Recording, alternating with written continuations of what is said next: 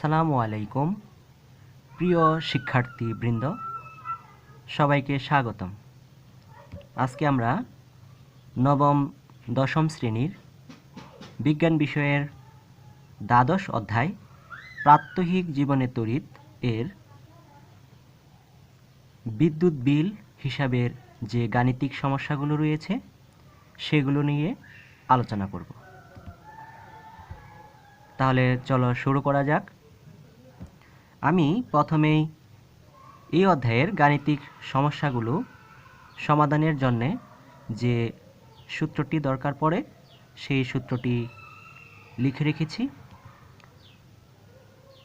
সূত্রটি হচ্ছে ব্যয়িত তড়িৎ শক্তি সমান ক্ষমতা গুণন সময় ভাগ 1000 কিলোওয়াট ঘন্টা।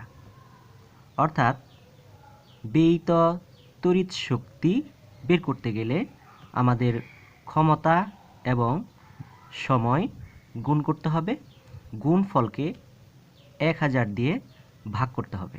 তাহলে আমরা ব্যয়িত তড়িৎ শক্তি পেয়ে যাব এবং ব্যয়িত তড়িৎ শক্তি আমরা কিলোওয়াট ঘন্টা হিসেবে পরিমাপ করে থাকি। কিলোওয়াট ঘন্টাকে আমরা ইউনিটও বলে থাকি, যেটাকে আমরা বলি বোর্ড অফ ট্রেড ইউনিট। এটাকে আরও সংক্ষেপে ইউনিট বলা হয়ে থাকে। তাহলে এখানে আমি একটি গাণিতিক সমস্যা উপস্থাপন করেছি। 60 ওয়াটের একটি বাল্ব, 30 ওয়াটের একটি বাল্ব, 75 ওয়াটের একটি ফ্যান। যদি ওপরের যন্ত্রগুলো দৈনিক 6 ঘন্টা করে ব্যবহার হয় এবং প্রতি ইউনিট বিদ্যুতের মূল্য 9 টাকা হয়, তবে এপ্রিল মাসের বিদ্যুৎ বিল নির্ণয় করো। এখানে 60 ওয়াটের একটি বাল্ব রয়েছে, 30 ওয়াটের আরেকটি বাল্ব রয়েছে এবং 75 ওয়াটের একটি ফ্যান রয়েছে। এই যে এখানে 60 ওয়াট, 30 ওয়াট, 75 ওয়াট, তাহলে এখানে 60 হচ্ছে এই বাল্বটির ক্ষমতা, এখানে 30 হচ্ছে এই বাল্বটির ক্ষমতা 30 ওয়াট, এই ফ্যানটির ক্ষমতা হচ্ছে 75 ওয়াট।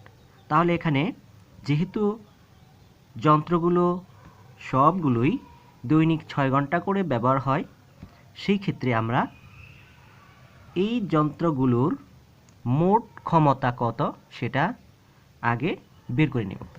তাহলে মোট ক্ষমতা 60 ওয়াট, 60 প্লাস এখানে রয়েছে 30 ওয়াট, তাহলে আমরা লিখলাম 30 প্লাস 75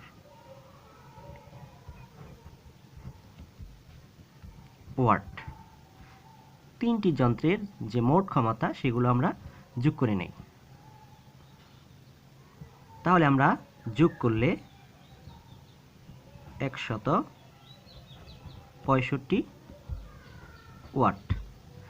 এই তিনটি যন্ত্রাংশের মোট ক্ষমতা পেলাম 165 ওয়াট।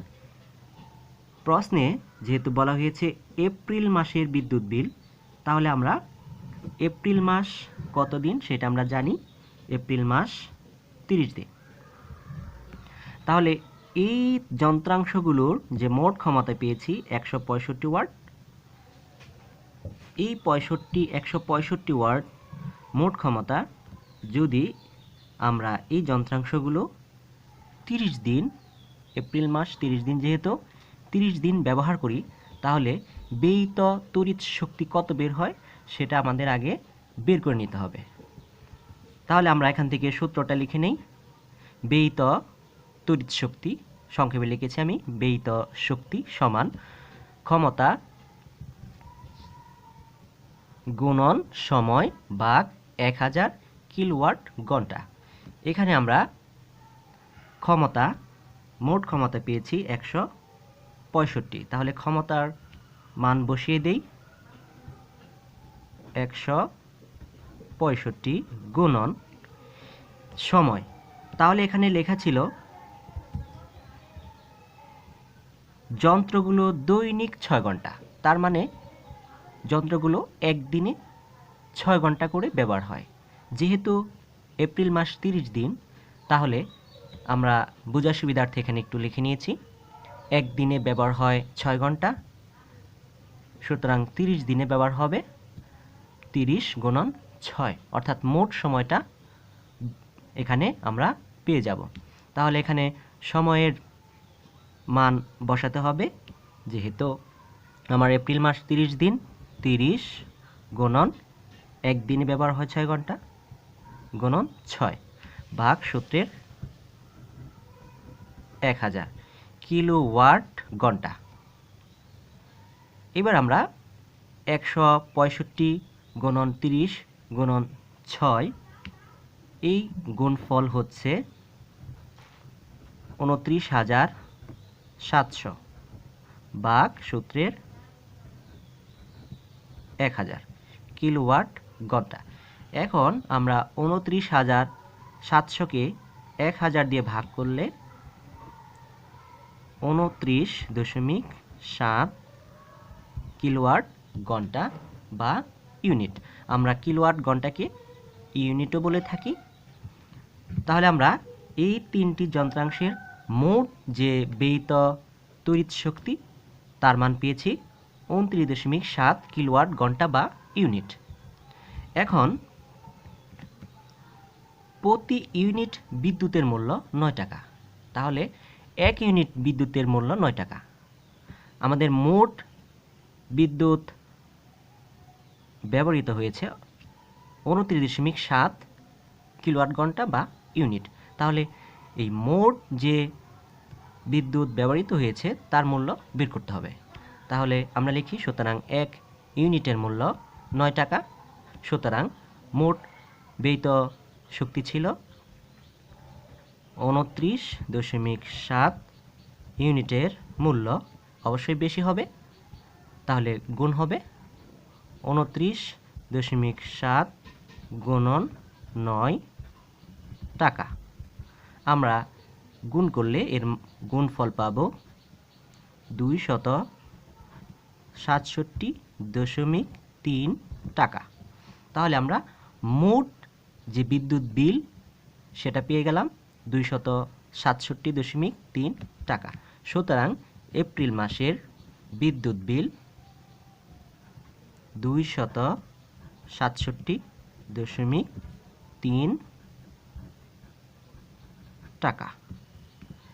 এইভাবে আমরা এই অধ্যায়ের বিদ্যুৎ বিল নির্ণয়ের যে গাণিতিক সমস্যাগুলো রয়েছে সেই গাণিতিক সমস্যাগুলো সমাধান করতে পারি।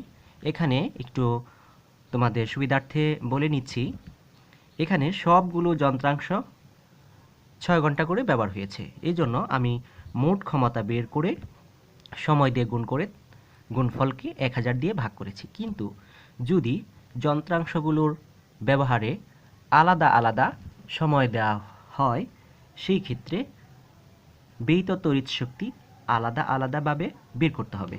যেমন যদি এই 60 ওয়াট এবং 30 ওয়াটের বাল্ব দুটি দৈনিক 5 ঘন্টা ব্যবহার হয়, ফ্যান 3 ঘন্টা ব্যবহার হয়, অর্থাৎ সবগুলো যন্ত্রাংশ একই সময় ব্যবহার না হয়, ভিন্ন ভিন্ন সময় দেওয়া থাকে, সেই ক্ষেত্রে প্রথমে আমরা এই বাল্ব দুটির যে ক্ষমতা রয়েছে যোগ করব, তারপর সময় যে সময় দেওয়া থাকবে সেই সময় দিয়ে গুণ করব এবং তাকে 1000 দিয়ে ভাগ করে আমরা ব্যয়িত তড়িৎ শক্তি পেয়ে যাব বাল্বের ক্ষেত্রে।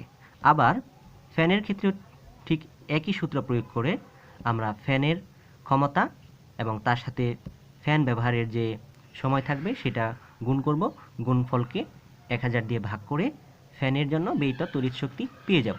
তারপর আমরা বাল্ব এবং ফ্যান উভয়ের মোট ব্যয়িত শক্তি বের করব, অর্থাৎ যোগ করব।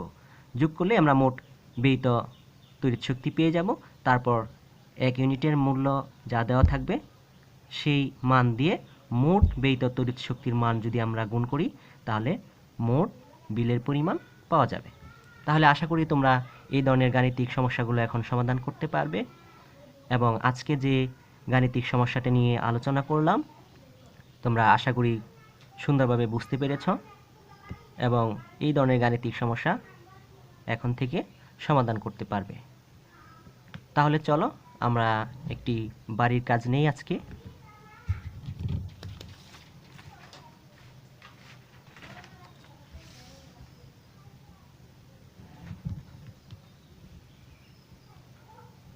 বাড়ির কাজ। 100 ওয়াটের 2টি বাল্ব, 75 ওয়াটের 2টি ফ্যান এবং 200 ওয়াটের একটি টিভি দৈনিক গড়ে 5 ঘন্টা করে ব্যবহার হয়। প্রতি ইউনিট বিদ্যুতের মূল্য 9.50 টাকা হলে মার্চ মাসের বিদ্যুৎ বিল নির্ণয় করো।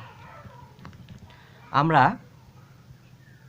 একটু পূর্বে যে গাণিতিক সমস্যাটি সমাধান করেছি, আশা করি সেই গাণিতিক সমস্যাটি বুঝতে পেরেছ এবং সেই অনুযায়ী আজকের বাড়ির কাজটি সমাধান করতে পারবে।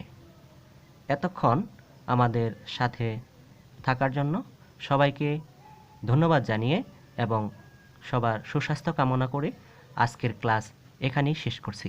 আল্লাহ হাফেজ।